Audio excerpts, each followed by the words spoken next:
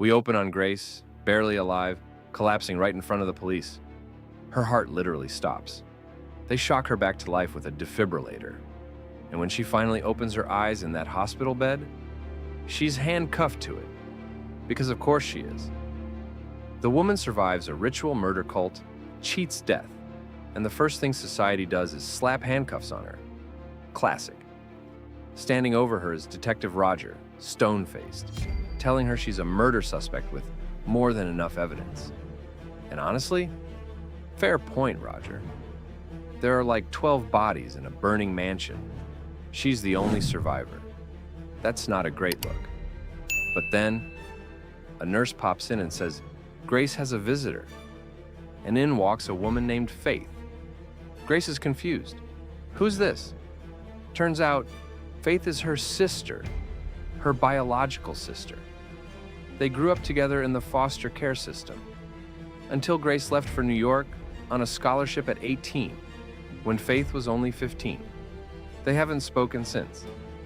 Faith found out about Grace because she was in her emergency contact, and when Detective Roger asks Faith who she is, because Faith is standing there absolutely uninvited in a crime suspect's hospital room.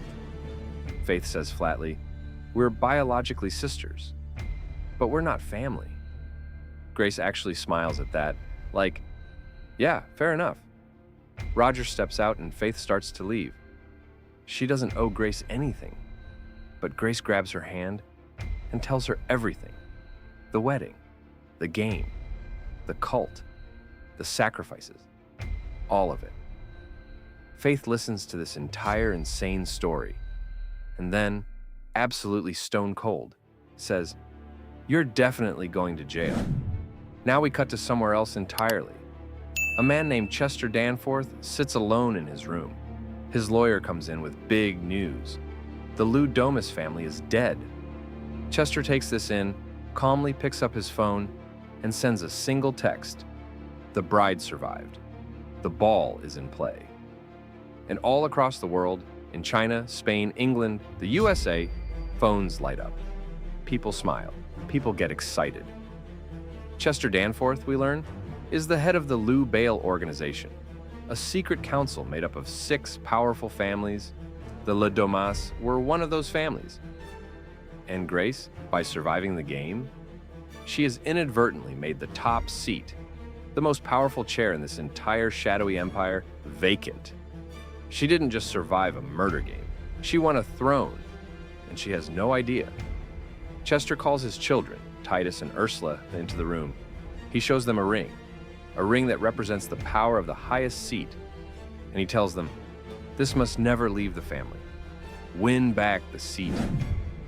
And then he hands them a pillow, and they smother him to death with it. You heard that right. Chester Danforth, the patriarch, the man who just told his kids to win the seat, is immediately murdered by those same kids. No tearful goodbye. No dramatic monologue. Meanwhile, Roger's escorting Grace out of the hospital, presumably to give a statement, when suddenly he gets stabbed.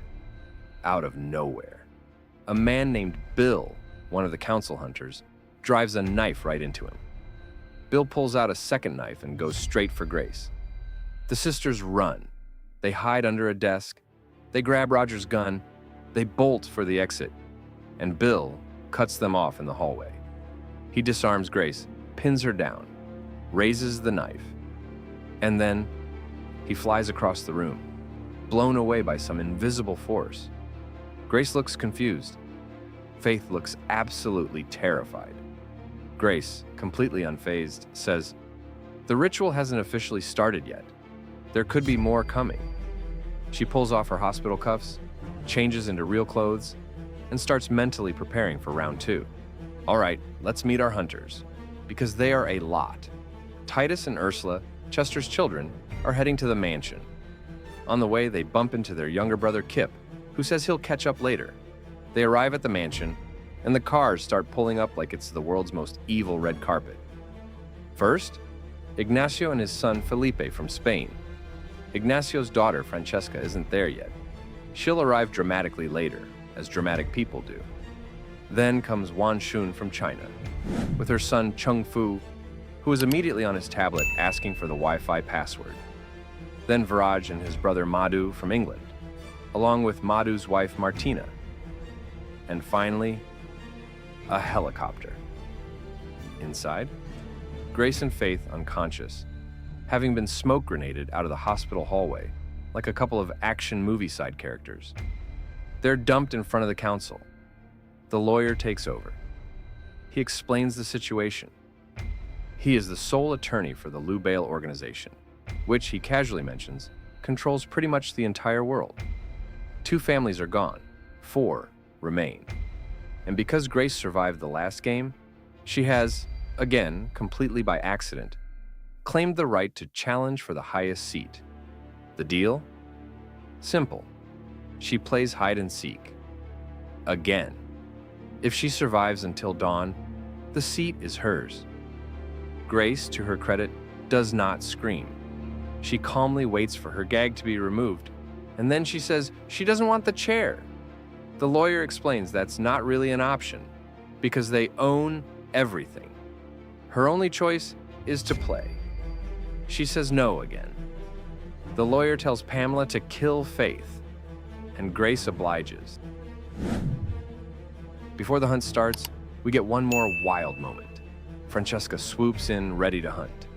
She storms right up to Grace because, surprise, she was Alex's ex-fiancé, the same Alex who exploded, and she is not over it.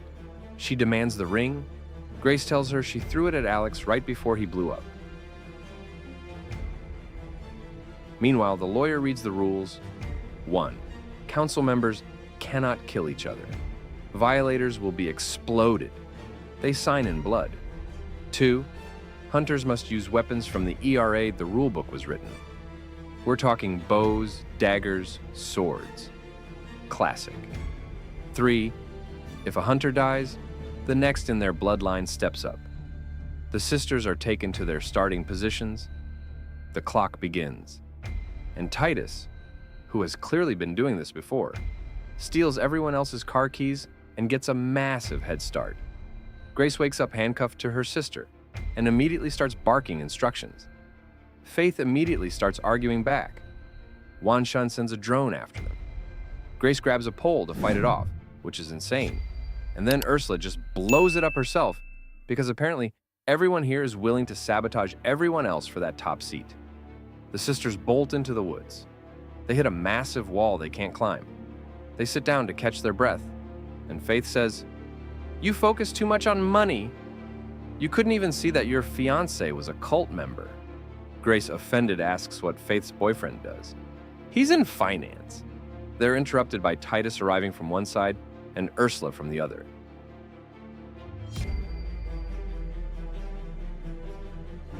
Titus grabs Grace by the throat, and Faith knocks him out with the handcuff chain between them, just swings it like a flail. The sisters find a building and duck inside, while Ignacio tries to snipe them with a rifle that he keeps loading wrong. He misfires, alerts everyone.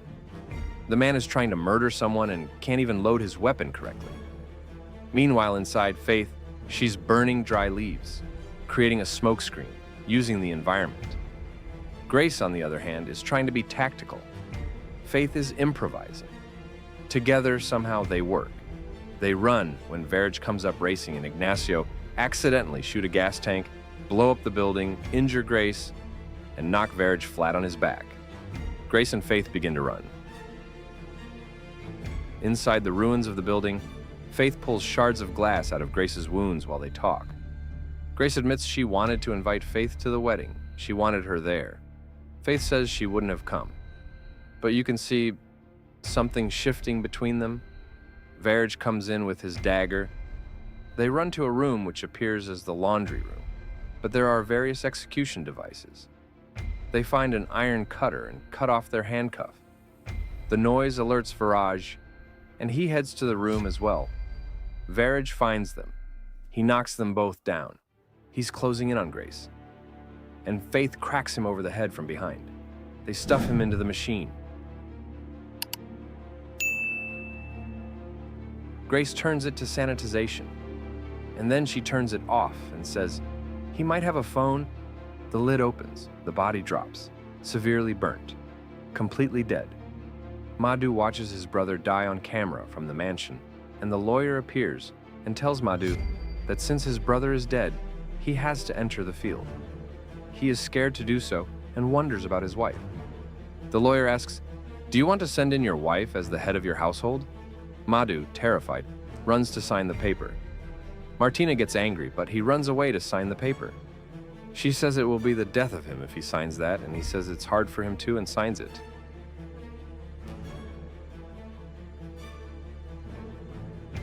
Grace finds a phone and calls 911, but the call is intercepted by Ursula. Of course it is. They own the phone lines.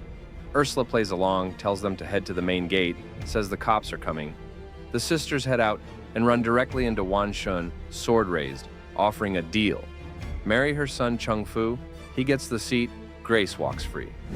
They don't even have to live as a real couple. Faith immediately says yes on her sister's behalf.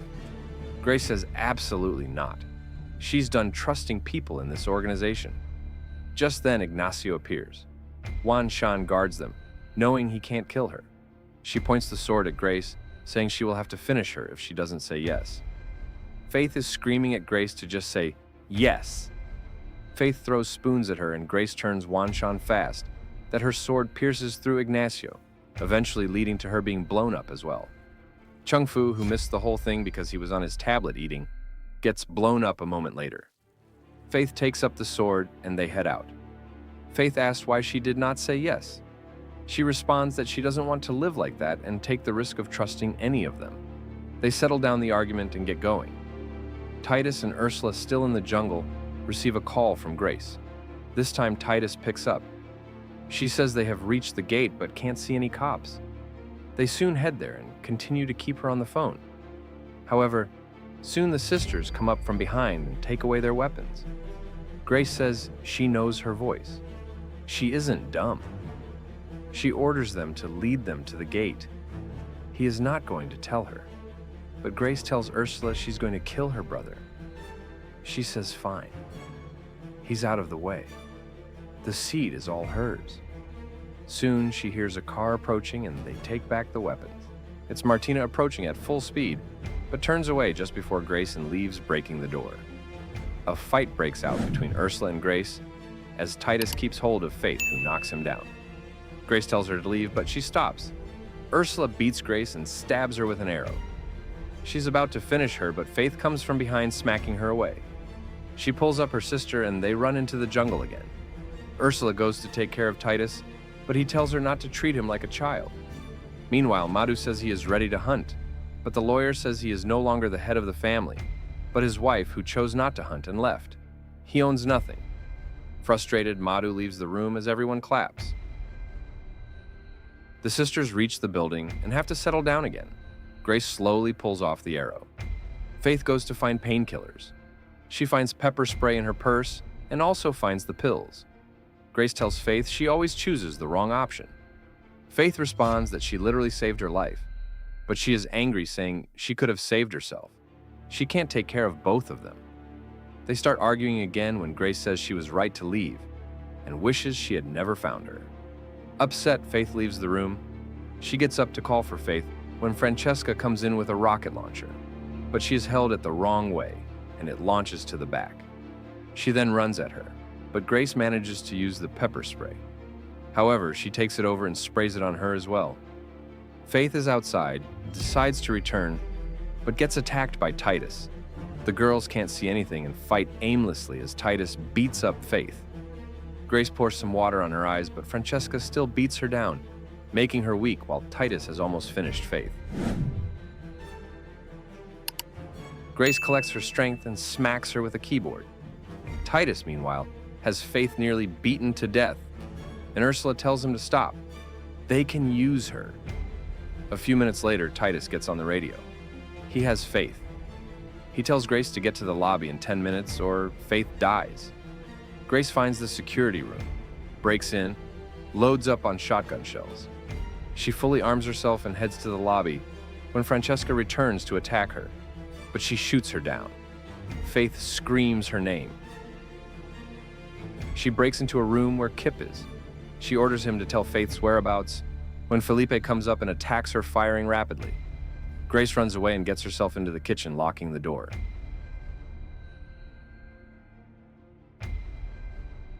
Just then, Titus bangs on Faith's door. He holds her at gunpoint. Grace calls Titus, offers him the same deal Wan Shun offered her. Marry into it, and he gets the seat. She gets to live. He checks with the lawyer. The lawyer nods. Ursula is not happy, but Titus agrees, and Grace makes him swear on Mr. Lu Bale himself, meaning if he breaks the deal, he explodes. Later, Grace is brought into a room and asked to get ready. He leaves, and a bunch of caretakers arrive with all essentials. Faith waits downstairs along with others. Ursula comes up to Grace's room and says her brother is not the kind of person she always thought. He is dangerous, and she asked for her help. She says they have to control him together. However, Titus comes in with Pamela. He instantly begins choking her and asks Pamela to make Grace watch it, as he says, "There's nothing about killing a family member in the rule book," and finishes her off. Grace gets dressed, comes downstairs looking like a bride from a nightmare wedding. The others are dressed as guardians of hell. There's a pit in the center of the room, covered, with the bodies of past sacrifices inside. Grace looks at Faith. Faith looks at her, and Grace says, "I have to do this. There's no other way." The lawyer begins the ritual, in the name of Satan, blood signatures, the whole theatrical nightmare. Titus kisses her, puts the ring on her finger. He hails Satan, and just then, Grace grabs the knife and stabs him in the throat. Once, then again, then again. She takes the ring. She throws his body into the pit. She puts the ring on her own finger, and she says to the room, "Get on your knees." They do. As the new head of the council, Grace announces her first official act. She's removing herself entirely from the organization. Kip asks the lawyer if she can do that. The lawyer checks the book. There is nothing written about voluntarily giving up the seat, because no one in history thought anyone would be crazy enough to do it. It's again whoever wears the ring by dawn, which is in about 3 minutes. Grace takes off the ring and throws it into the pit. Every single person in that room dives in after it, screaming, fighting, clawing at each other in a pit full of burning bodies. Grace picks up the goat that was meant to be sacrificed.